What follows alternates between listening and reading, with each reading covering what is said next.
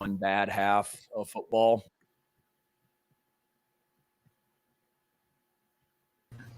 All right, sorry about that. We had a little technical difficulty there. Now I'm going to play this clip from Beamer. And that was against Florida a couple weeks ago. But other than that, they've really been operating at a high level. Offensively, the quarterback's tremendous, can make every single throw on the field. Took the first play of the game on Saturday and ran for about 80 yards as the quarterback on a run, so he can certainly run. Offensive line, a lot of those guys return. They brought in two guys from the transfer portal that are starting for them and are really good players. Wide receiver group is deep. Added to the tight end core, starter return, brought a transfer in that's a really talented young man as well. Running backs, they're deep. They got 3 running backs that can all go. They've all got great vision, speed, burst, quickness. That'll be a challenge for us, without a doubt. They are the leading rushing offense in the SEC. So last year against Mississippi State, or last week against Mississippi State, we faced the number 1 rushing offense in the conference. This week we get to do it again, and they ran. All right, welcome back to the GamecockScoop.com podcast, the official podcast of GameScoop.com on Rivals. I'm Caleb, joined by Alan. We're going to be previewing the South Carolina rematch with Tennessee after that big home win last year that really kind of set the stage for a lot of what we've been talking about over the past, 10 months or whatever. Yeah. Really kind of kicked off a lot of the optimism around this program, led into a successful recruiting season, and really, has led into a lot of the success that's started off this season, although maybe, that depends on who you ask on where we're at right now, I guess. But before we get fully into that, I did want to share a quick recruiting note. It's actually basketball recruiting this time. 2025 in-state power forward Hayden Asimian, I believe that's how you say it. He's a 6'8" forward from Legacy Early College in Greenville. Announced his commitment to South Carolina on Tuesday. Right now, he doesn't have a ranking. I'm expecting him to be like a 3-star or so. Definitely starting to pick up a little bit more momentum. He had offers already from App State, George Mason, Hampton, and Wake Forest. But again, I think South Carolina kind of got in early there and did a good job with that one.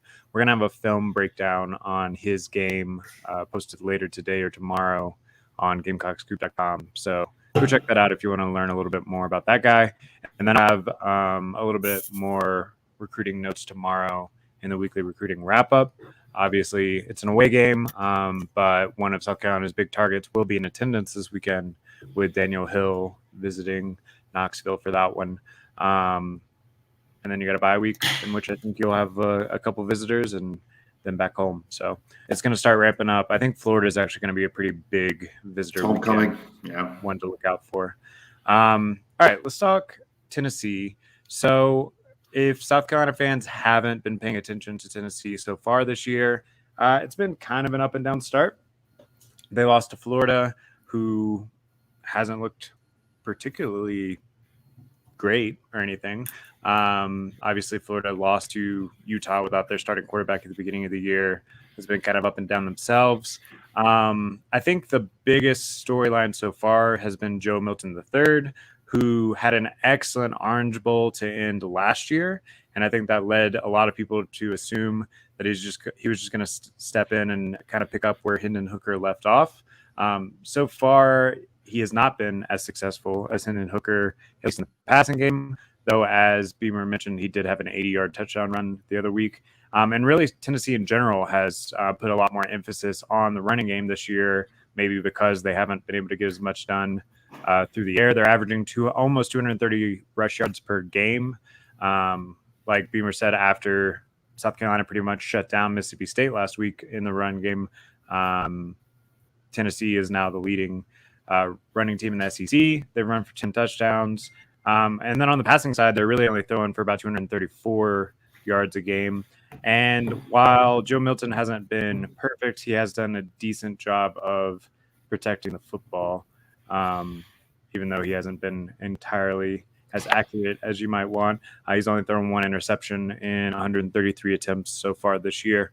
So yeah, what is this 2023 iteration of Tennessee look like for you, and how does South Carolina match up? I think the thing that jumps out to me about Tennessee is, look, we know the Gills of this offense by now at tier 3. They're going to go as fast as they possibly can. They're going to cover every blade of grass. They're going to space and pace you. That's kind of the whole thing. I think what makes this Tennessee team different, A, from their last two with Heupel, and B, just most of the teams you're going to face, is not just the threat to run the ball, but like we heard from Shane there in that opening clip, the threat to run the ball from kind of all angles, different backs. Here's a quick question for you that I looked up last night. How many teams in FBS have at least 4 players with 100 rushing yards this year? You know? Probably 2 or 3, maybe It's one of the 2. service academies. Tennessee and Air Force. Yep, Tennessee and Air Force, only 2 in the country.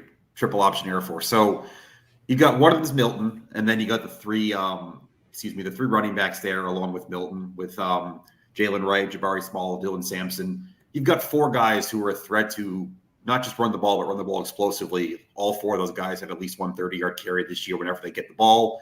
They're going to roll those guys in and out quick. They're going to be able to do a lot of different things schematically in the running game because of their skill sets. That, to me, is what kind of jumps out. Is that it's not facing a Jaquavius Marks where you're game planning around one guy. It's not maybe you're facing Clemson and it's got that kind of obvious thunder and lightning with Shipley and Maffa. It's 3 guys plus a quarterback who can all run and do kind of different things. Yeah, and I think we saw last week that South Carolina did put an emphasis on stopping Marks and did a good job, as we mentioned in our review on Sunday, which you can go back and listen to if you haven't on any podcast app or on our YouTube channel. But I think at times that I opened up some of those deep balls off of play action. Yes. So South Carolina's going to have to do a good job of emphasizing the run, making sure that you are, because there's going to be a lot of misdirection and stuff too. So making sure you're kind of staying home on some of those plays, and also being ready for that play action pass, because even though Joe Milton hasn't been most accurate so far this year, he can sling it a mile. So if a wide receiver gets behind your safeties, he can definitely hit them. That, I think, is your doomsday scenario if you're South Carolina and you're kind of stacking this game up right now defensively. Is your secondary struggled a lot last week. I mean, Will Rogers had a career day.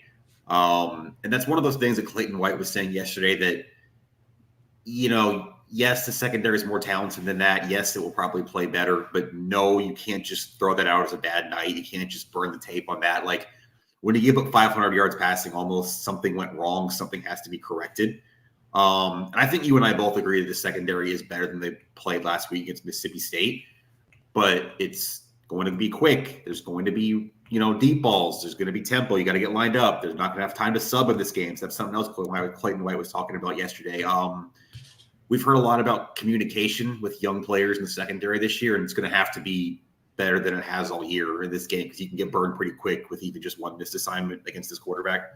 Yeah, and that is one of the most difficult things about facing this Tennessee offense, is you just don't have a lot of time to regroup if things do start to spiral, which is why they can score so quickly. And even last year in South Carolina's big win, there was a couple of drives that were 2 or 3 plays, right, where Tennessee got what they wanted and exploited it very quickly without South Carolina even really having time to gather themselves.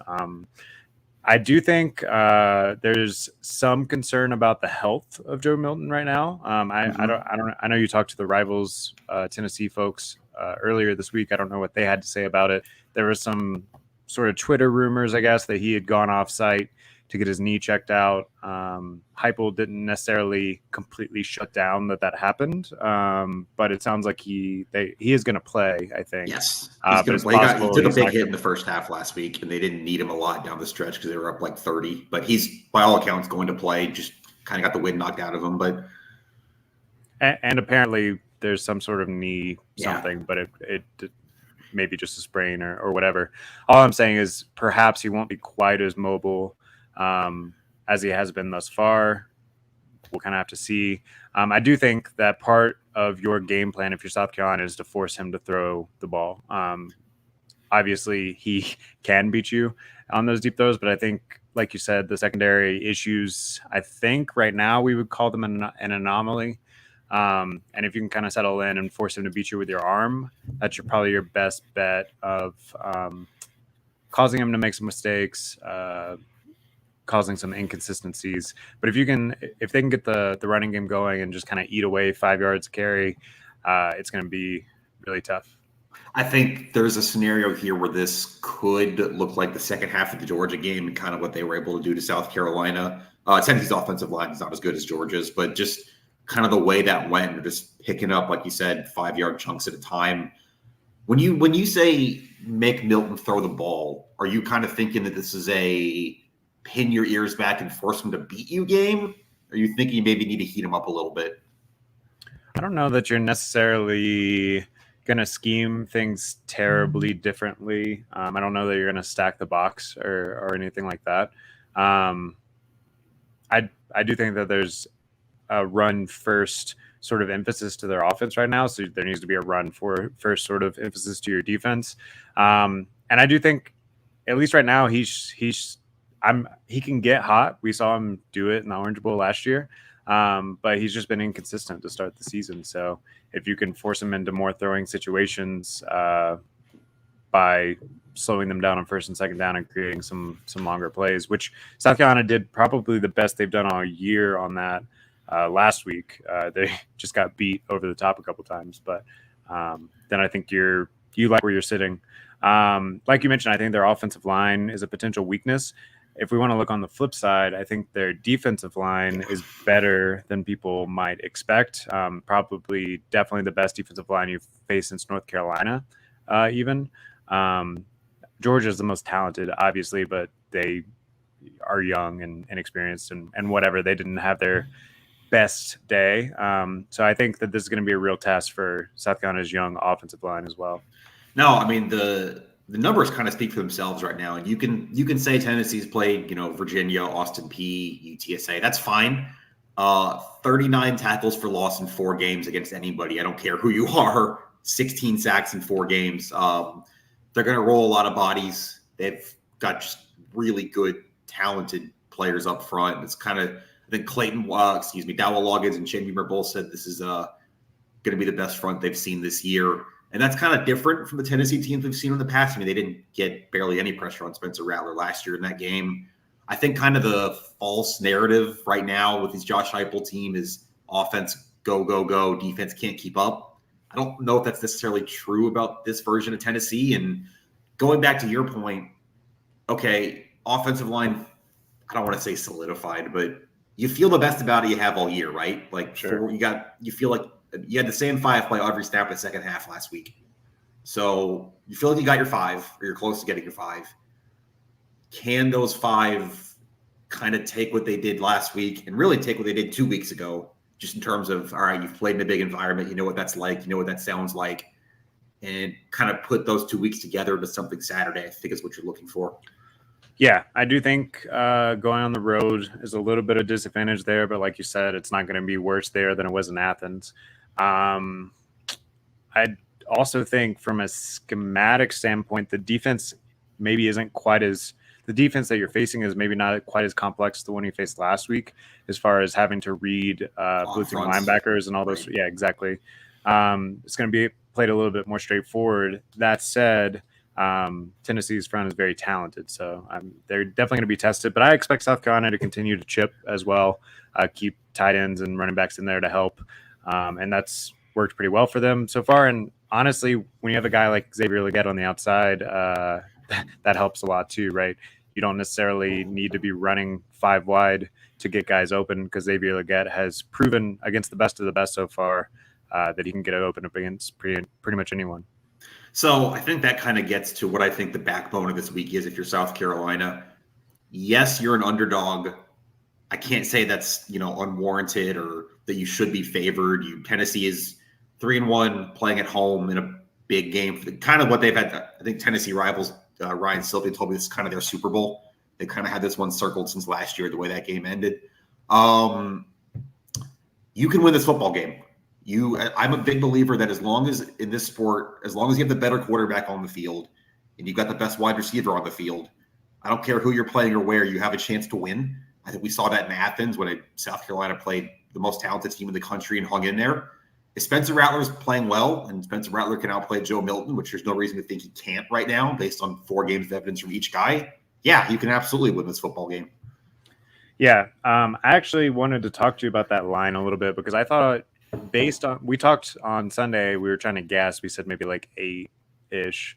And based on what these two teams have done on the football field in 2023, based on the way that these two teams match up with some similar names last year, it was kind of shocking to me that Tennessee opened at 14.5. It seemed like it was shocking, or 14, whatever it was. It seemed like Down it was to like shocking 11.5, I think. I was about to say, it seems like it was shocking to bettors too, because the line has started to move the other direction. Right now I have it at 12. 12.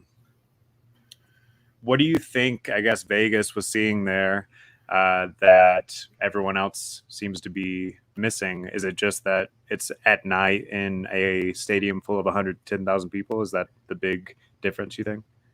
Some of that maybe. I think if you're trying to look at this game from a betting perspective, what people might be seeing is just that mismatch up front, kind of. And yes, there is still, if you watch South Carolina week 1 versus, and maybe you haven't watched them since then, you checked out after they were on the game day game and you saw them give up 9 sacks, you might see a total mismatch here with South Carolina's offensive line facing the D line that's leading the SEC in sacks right now. And it might play out that way. I think even Shane Beamer said Tuesday that we're not ready to give them the Joe Moore Award because they had one good game as an offensive line. Like, this offensive line is still growing. It has a couple more gears to go up, I think. But I think if you just look at it like that, of what could be a mismatch up front and what that can do to a football game, and what South Carolina's going to need is clean pockets and dropbacks for Spencer. Yeah, I can understand how you get there, even though I don't think it's going to get to that point myself. I also wonder if there's still hesitance to believe from a national perspective in Spencer Rattler that he is this guy that he's shown over the past, 6 games now? Yeah, 7 if you count the Tennessee game last year. Okay, yeah, 7 games now. I don't know. I'm starting to buy into this trend being real. I believe Dowell Loggins, he's used this term several times now. He's called him spaghetti sauce. Because he's and that's credit, I guess we can get into this a little bit too, but that's credit to the way that Loggins has been For sure. running this offense, in the sense of putting a lot of trust in Rattler to make the right read, to check out of stuff at the line, all those sorts of things. But I don't know. Spencer's been pushing the right buttons for like 7 games now. Also, happy birthday, Spencer Rattler, today, by the way. He's 23. But I don't know. I tend to think that we're going to continue to see more of the same. And if we do, and Xavier gets healthy, I think they can score against anyone. I tend to agree with you on that too. I think the number doesn't, again, it's one of those things where you just look at box score versus watch the game. 14 points against Georgia doesn't indicate they can score against anybody, but you saw how that first half looked, especially. You saw what Dowell Loggins was calling.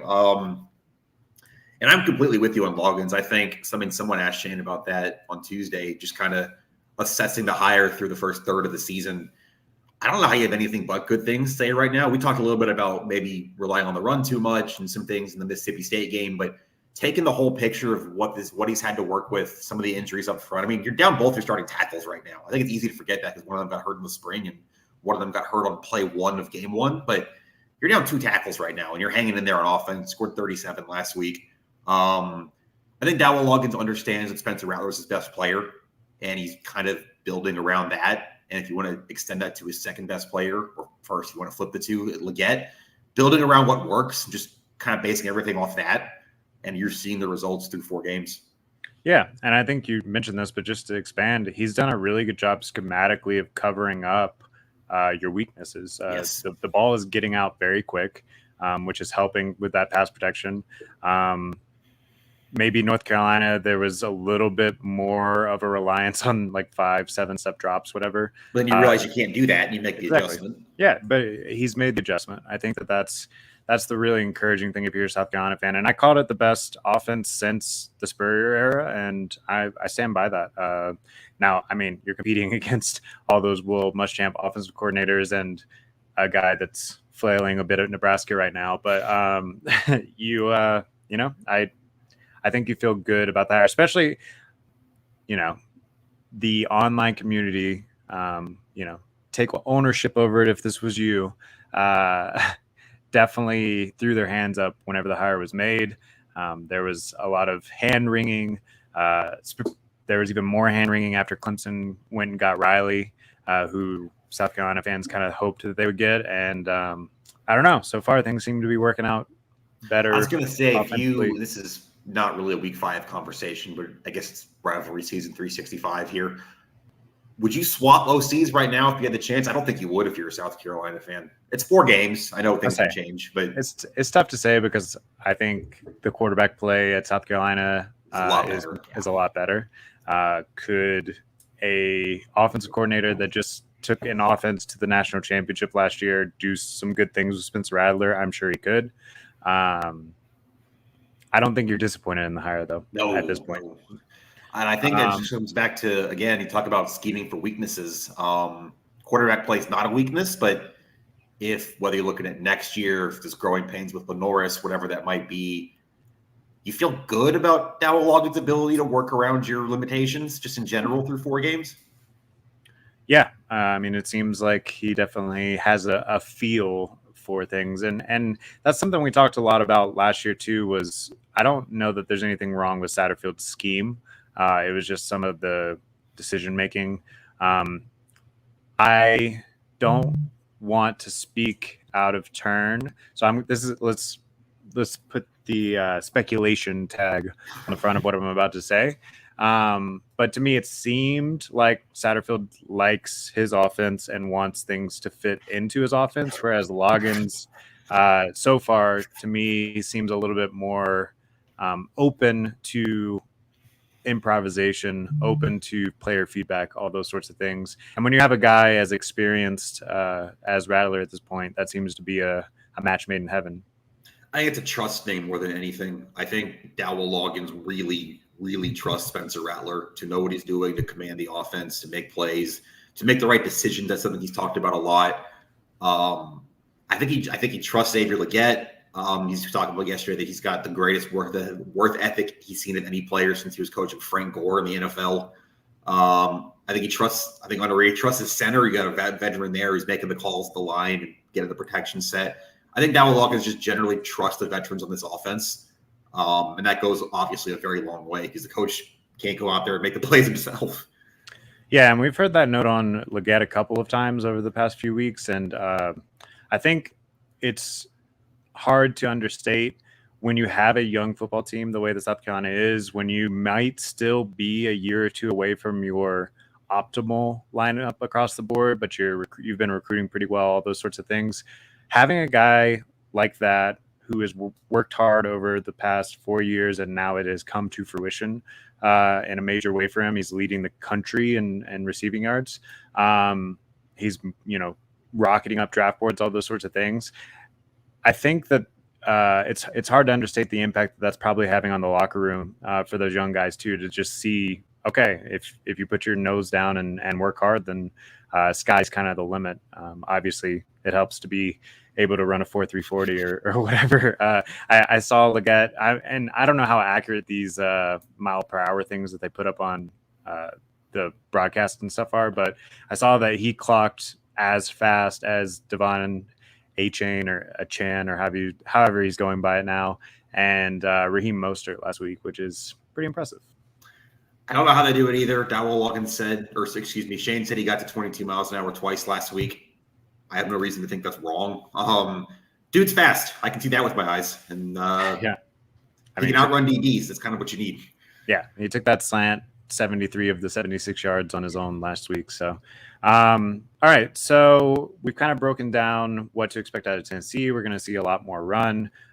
We kind of know, I think, what the South Carolina offense is at this point, although we saw them really be stubborn with the run game last week. To me, I don't expect them to be quite as stubborn with it this week. But I do think that they kind of prove that Mario Anderson's your best down-to-down back. If you need a couple yards here and there, he tends to fall forward, and we'll probably see a lot more of him again this week.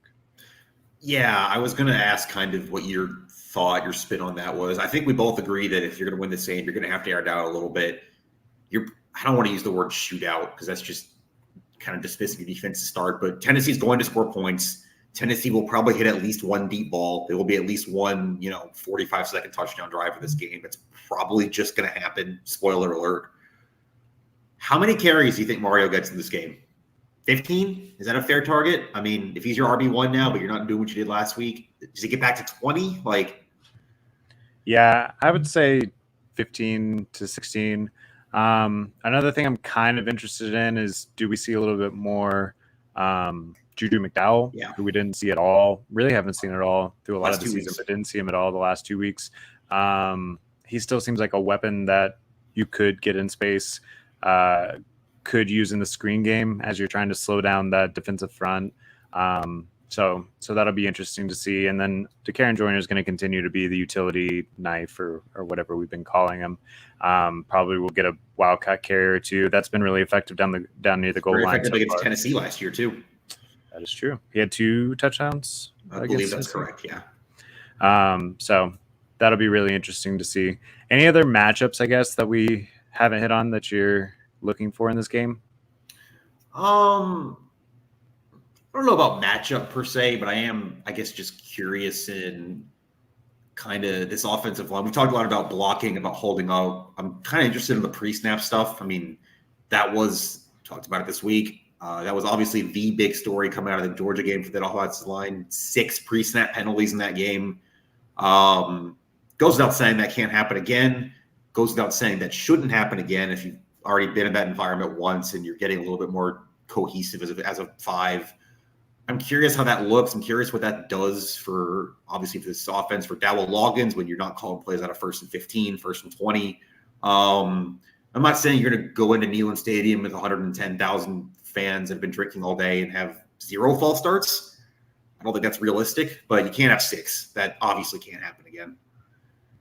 Yeah, I tend to agree there. And I don't know. It's hard to kind of anticipate how that's going to look, but I feel like Athens was plenty loud enough at 3:30 2 weeks ago. I don't know that it's going to be. I was there. It was. Yeah, I don't know that it's going to be all that much different. There will be the blackout that I guess Tennessee's doing, and all those sorts of things. If you buy into that having some sort of effect, it can look kind of cool at first. Although if you believe Steve Spurrier back in the Florida days, it's actually helpful to the quarterback. I don't know if that's actually true. I don't think is it like you can just see your receivers' jerseys pop against the black? Yeah, so that's some lore from South Carolina past. South Carolina had a huge blackout game back during the Lou Holtz era against Steve Spurrier. Went down, scored on the first drive, and went up 7-0. And then I think they got beat like 49-7 or something like that. And after the game, Spurrier said it was awfully nice for the fans to wear all that black because you could see the football better or something like that. Steve's the best. That reminds me, it's similar of I don't think it was Saban. He wouldn't say something like that. But in 2008, when Georgia was number 1 in the country, they did a blackout against Alabama, and Bama just beat the hell out of them. It was like 38-0 at halftime. Someone called it a funeral or something. I don't think that was Saban, but that kind of thing. Yeah, exactly. So we'll see. I don't know that it actually has any impact at all, but I do miss people throwing barbs like that. And maybe that's another factor that we haven't fully leaned into is South Carolina wins this one or it's a close game. I think you fully established this as like a modern SEC rivalry. I mean, it definitely seems like these 2 young coaches want to beat each other. These 2 fan bases throw a lot of barbs at each other on social media and stuff, especially since last year. And I think it's going to be a really fun game. It's definitely gone up a level, whether that's through last year. I think the coach's point you make is a good one, that both coaches got hired in the same cycle. So they've been building their programs in the same line. Obviously, they've each got the other one once in their tenures. So you kind of a rubber match here, although there's going to be more than 3, obviously. There's animosity here. This is real. And it's been a while since these teams played a close game. The last 2 years have both been blowouts, but historically speaking, you go through the 2010s. There's been a lot of close games in this series. It should be fun. Should be a really good environment. They're bringing back the '98 team too, their last national title. Should throw that in the mix too, because why not for this game? It's gonna be fun. I'm looking forward to it. All right, let's put our money where our mouth is, I guess. What's your final score prediction, and how do you see this one going? I don't remember what I put on my article, which is going to run tomorrow, but I just think it's asking a little bit too much to go win this game right now. You've seen different units of this team play well. Your secondary got a couple picks on Drake May week 1, your running game last week, your passing game against Furman. It just everything hasn't snapped into place yet. I don't know if you can ask everything to snap into place in this spot. I think it's a one possession game. I don't think Tennessee covers that, whatever the number is now, 12 you said. But I'm thinking like 31-24, maybe like 30-23. I think Tennessee wins it late, but I would not at all be surprised if South Carolina got into a shootout and Spencer Rattler gets the ball last and wins this game. Yeah, so the 12 points is a little bit scarier. I wouldn't want to bet that now. But back when it was 14 or 14 and a half, I would have definitely picked South Carolina to cover. It doesn't feel like a 2-touchdown game to me. Way back in, what was that, July, I picked this in the early football previews and predictions. I picked Tennessee to win 45-38 because it's at home. I think it's tough to win back-to-back, all those sorts of things. I don't think I'm going to have the final score quite that high now. I don't think that Tennessee has shown quite the offensive explosiveness as they did last year. And even when they have, it's been a little bit more methodical with the run game. I'm still going to pick Tennessee to win, I guess. No, I'm not. I'm going to flip it. Why not? I'm going to pick South Carolina to win 38-34. You did say before the year they were going to get one of Georgia, Tennessee, or Clemson. You're already down one there. So it does track with something else you said before the year if you're kind of hedging those two bets. Yeah, there we go. So I'm going for it. South Carolina 38. Tennessee wouldn't surprise 34. me. Like I do believe if you got the better quarterback, you're always in the game. And if they get the ball last, why not? To me, also, has Tennessee's defense upgraded so much from this game last year that you feel afraid of them in any way? If you're on that South Carolina, if you're a player on that team that played them last year? Afraid of them, no, because I think you always go into a game believing you're going to win. We heard that even, Georgia week. I think there's a respect for the problems they can cause up front. I'll put it this way. I don't think you're afraid of Tennessee's secondary, especially if you're like Xavier Legette and you were on the field last year. I think there's an understanding that Tennessee's front four can wreck the game before it gets started, just wreck plays before you get a chance to develop any of those passes. And I think that's, again, I'm not going to use the word fear. They're college football players. They're not scared of the guy lining up across from them. But I think that's where the understanding is that if this goes wrong, it's probably going to be up front, not so much in the secondary. Well, we'll have to see how it plays out. This was one of the most fun games I've ever seen in person in my life last year.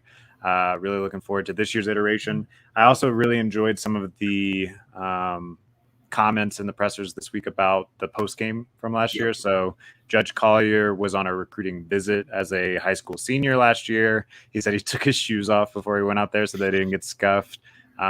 Shane Beamer said that his biggest lesson from rushing the field was find out where your kids are before they rush the field or whatever. Usually a good idea before a bunch of college students. He was talking about how I think it was Jessica Jackson who scooped up his kids last year in the chaos and brought them back to him.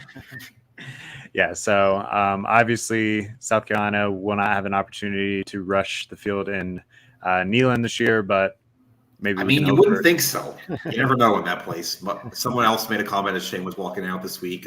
Watch out for mustard bottles. All right. Golf balls. Remember that 2 years ago?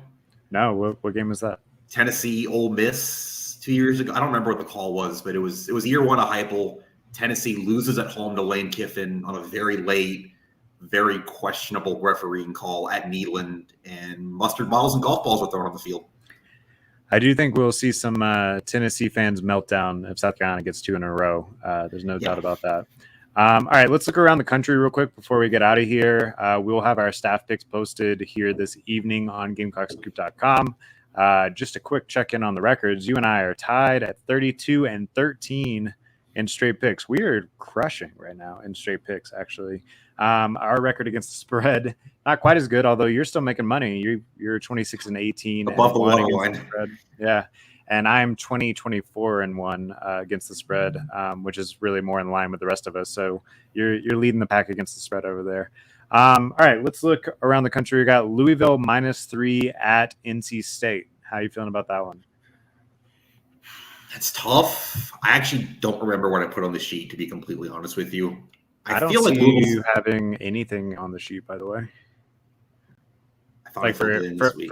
for any of the games yet. Okay, then I yeah. can just do this straight up. Then I'll fill it in later. I thought I already did it. Okay. Louisville -3. You said. Yep. I kind of lean NC State there at home on a short week going on the road for Louisville. I know Louisville's 4-0, but they struggled on the road at Georgia Tech. They were down for most of that game. Struggled against Indiana. I don't want to say they're a fake 4-0, but I'm going to say they're a bit ahead of schedule 4-0 from year one of Jeff Brom. And I think NC State at home can get that done. Tony Gibson's got a good defense there. Take the Wolfpack very hesitantly. Yeah, that's kind of where my head's at for pretty much all the reasons that you said. And you get the push for being at home. We got Utah. This will be fun, I think. Utah +3, which is kind of a weird line to me, but I assume that means Cam Rising's not playing or he's going to play injured. At Oregon State. Obviously, Oregon State lost a close one last week against Washington State. Am I right about that? Yeah. Lost by 3, yeah. That killed my parlay, as I think I mentioned on Sunday. But yeah, so how are you feeling in that one? I feel like Utah has kind of proven that they can play defense against some of these more explosive offenses in the Pac-12, but Vegas seems like but it's on the road, and I think Utah's home road splits are just so different playing at the altitude versus playing somewhere else. I think it's a bounce back spot for Oregon State at home. I'll take the Beavers there. I think I'm going to pick Utah straight up. I definitely would like the +3 that you're getting there, but I'm going to put your points there with a top 10 team. I can't really fault you for doing that. Right, and I just believe that defense travels pretty well for the most part. It's a good game. It's a good Friday night. We got SoCal -22.5 at Colorado. You'll notice that we refuse to put USC on our picks. We call them SoCal over here. But that's at Colorado. So, do you see the celebrity list for this game, by the way? I'm sure it's absurd. No, I haven't LeBron James, Jay-Z, Matthew McConaughey, Snoop Dogg, Lil Wayne, DJ Khaled, and Will Ferrell expected to be in attendance in Boulder. What's McConaughey doing out here? He's supposed to be in Texas. That's crazy. Yeah, I thought about trying to look into the tickets or whatever, but that I don't think that makes very much financial sense. No, probably doesn't. Anyway, I think that's a pretty big spread for USC's defense with the way that Colorado has played offense outside of last week. But obviously, I'm going to pick Southern Cal to win ultimately. It's a lot of points, but Colorado is just, I think we saw last week, just not there in the trenches. Travis Hunter's still out. That's would have been the biggest weapon to take advantage of that USC defense. I'm going to pick Southern Cal to cover. I don't know. I think the air is a little. I think Colorado's still going to get to 6 wins, get to a bowl game, but I think you saw they're just not there in the trenches yet. Yeah, I also wonder how much the home field advantage does start to play a factor. 10 a.m. kick too. That's weird. Local time. 10 a.m. Yeah, it's big noon Saturday, so that's 10 a.m. right out there. Yeah, so I could catch it and still make it back. I'll have to look to see if there's anything in the nosebleeds. All right, next SEC action, a game that's actually become pretty entertaining over the last decade or so. Florida is +2.5 at Kentucky. I doubt they've been the underdog in this series very often at all. We locked these lines in on Monday, right? That's down to Kentucky favored by 1 now. Yeah, that makes sense. I'm picking the Cats at home just because I'm still not all the way on Florida, despite what they did to Tennessee. Road game, early kick. That's a tough one to call, but I just think Kentucky's a little bit better in playing at home. But Kentucky hasn't really played anyone at all. They're very sleepy 4-0, so that should be interesting. Yeah, I'm picking Florida, but that doesn't mean that I believe in Florida. I don't really believe in either team. Interesting, though, because you look at Florida. So they're 3-1 right now. They got the win over Tennessee. Lexington this week. Vanderbilt next week in the Swamp. Clean up that win. Are you talking about if they win Saturday, you're almost certainly talking about 5-1, probably top 15 Florida coming to Williams-Brice in 2 weeks? Yeah, and still, if South Carolina gets the win, do they come as a underdog? It might. It'll It's be just close. Could be a that pick 'em we're all sort kind of of out on Florida situation. coming into the year, but if they find a way to steal this game in Lexington, you're looking at them probably 5-1 at the turn.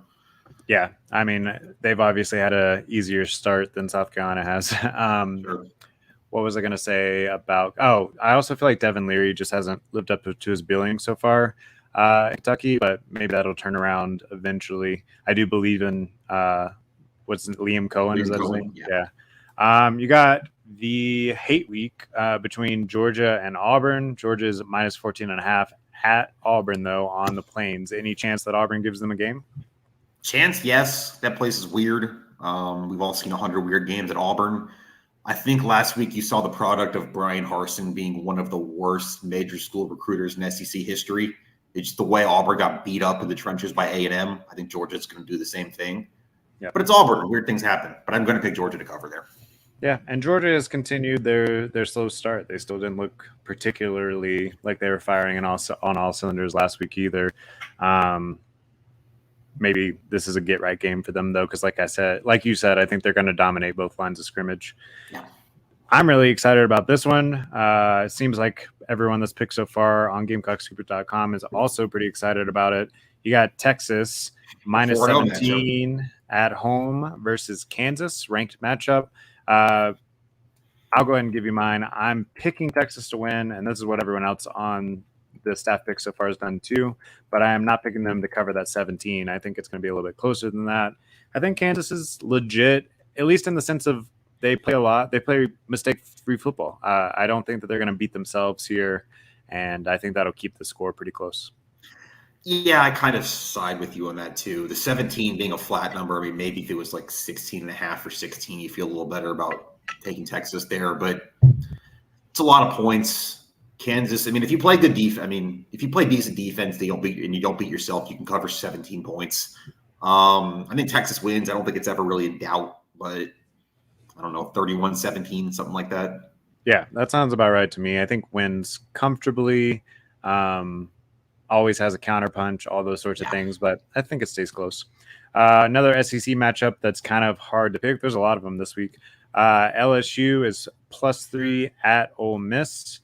I feel like I think LSU is the better team, but I also feel like they could fall flat on their face because they already have a couple times this year. That's a weird one. And it's at Ole Miss, which, I guess gives them a little advantage. I'm going to pick LSU to win straight up, but I don't feel good about it. Man, that's a weird one. Yes, I'd probably side with you on that. I wasn't terribly impressed by, I don't think anybody was by Ole Miss last week, but it's LSU going on the road. I think they got the better quarterback, Daniels over Dart. I'll take LSU very hesitantly.